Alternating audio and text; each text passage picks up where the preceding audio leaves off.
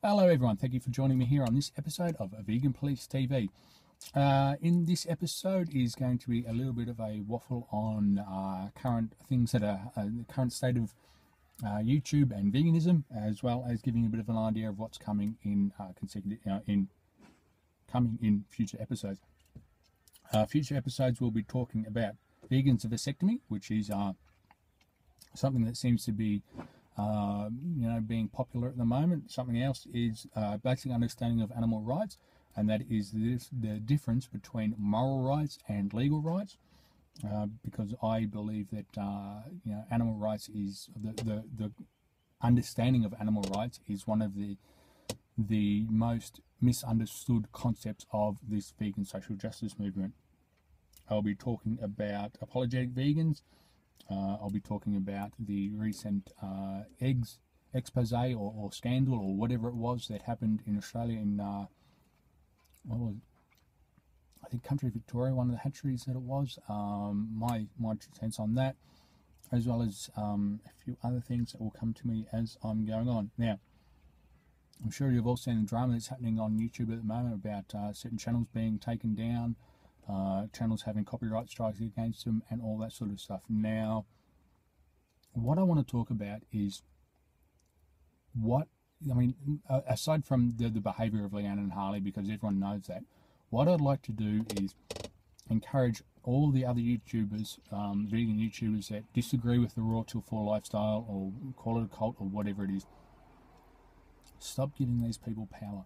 Stop referring them to by their brand. Refer to them by their name. It's Leanne and it's Harley. It's not Freelee the Banana Girl and it's not Durianrider. They are 2 brands that they've got. Talk about Leanne and talk about Harley. This takes away their power. Yeah, go for it. Put their, plaster their name all over your comments and discussions and descriptions and all that sort of stuff. Go milk their brand. Milk their brand for all it's worth. When you're talking about them, refer to them by name, because the more you refer to them by their brand, the more power that you give them. Take the power away from them. Call them by their names.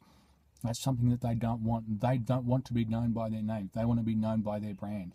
If you call them and you label them and you name them by their name,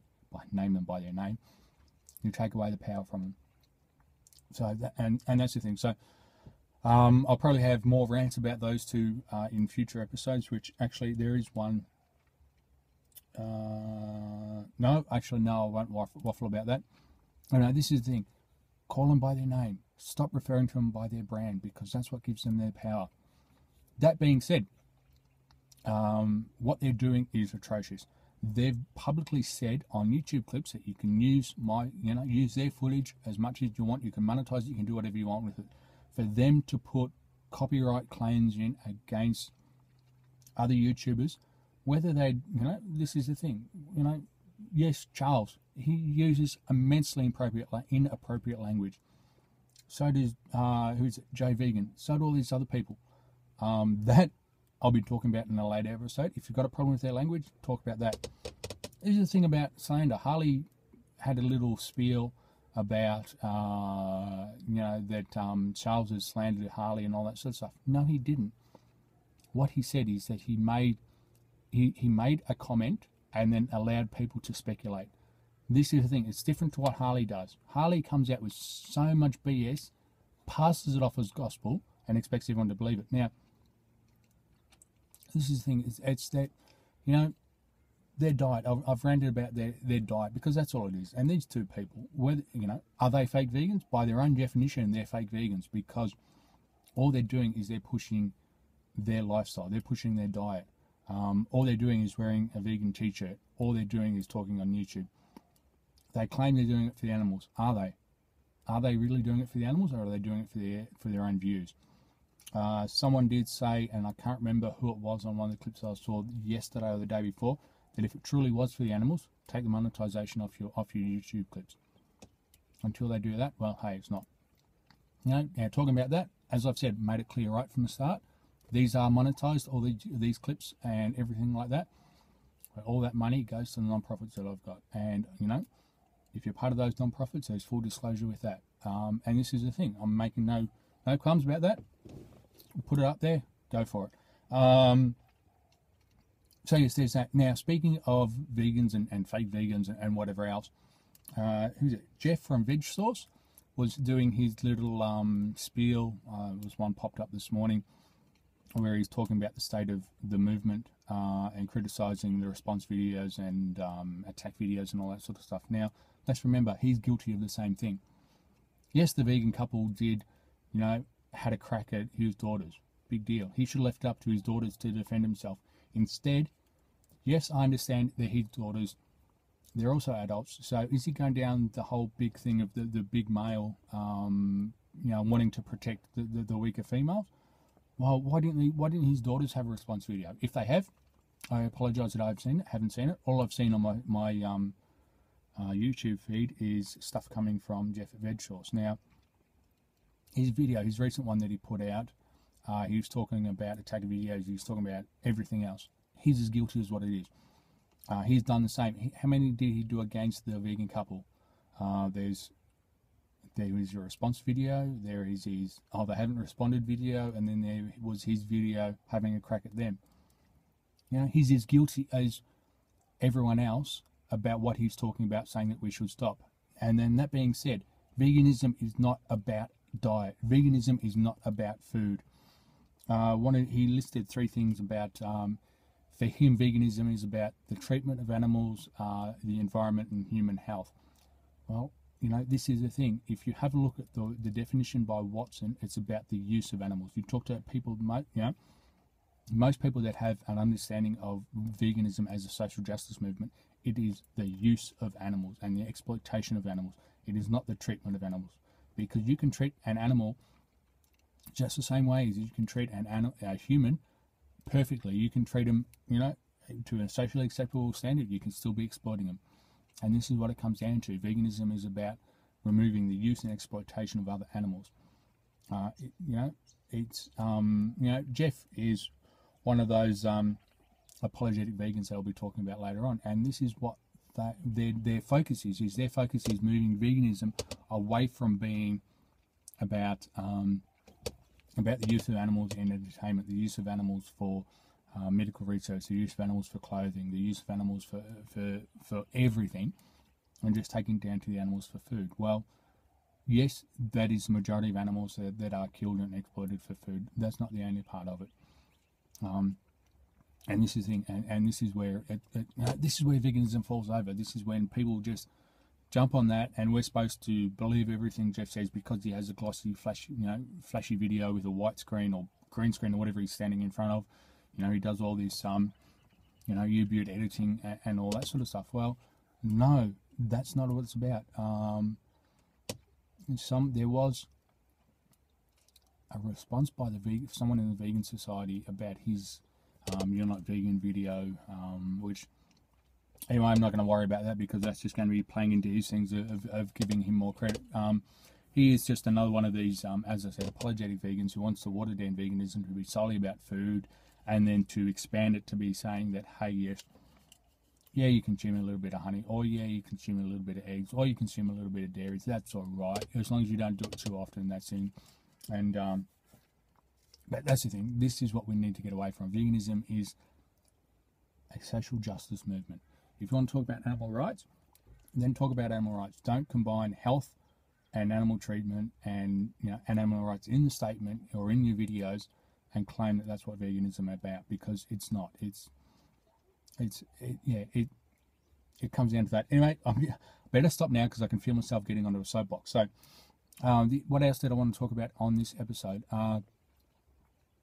There are more people coming out, which is finally good to see more people coming out to talk out against Leanne and Harley. Now, full marks to them. Let's hope that they stand up. The only problem that I have, or the concern that I have with it, is the use of language. Now, this is the thing, is usually using socially unacceptable language. Is that an effective way to put your message across? Now, honestly, I'm on 2 thoughts of that. I know Tony Robbins uses that in a lot of his things because he uses it as, what did he say? Verbal taboos. I think that's what it was. he uses that language when he's talking to people to break them out of their mindset, because they get into a particular way, and then you drop the F-bomb or whatever it is, and then it breaks it. Gary Vaynerchuk does the same thing. Yes, completely agree with that. In those contexts, in the way that some of the other YouTubers do it, I'm not so sure. That being said, there's also, if you have a look at Michael Hyatt, he's brilliant with some of the things that he said. With the majority of the things that he says, some I don't agree with. That's more because of the way that my life is and things like that. If you have a look at him, he has he's plainly come out and said that when you use bad language, is that you're taking it away, you're taking the focus away from the message and moving it more onto the language that you use.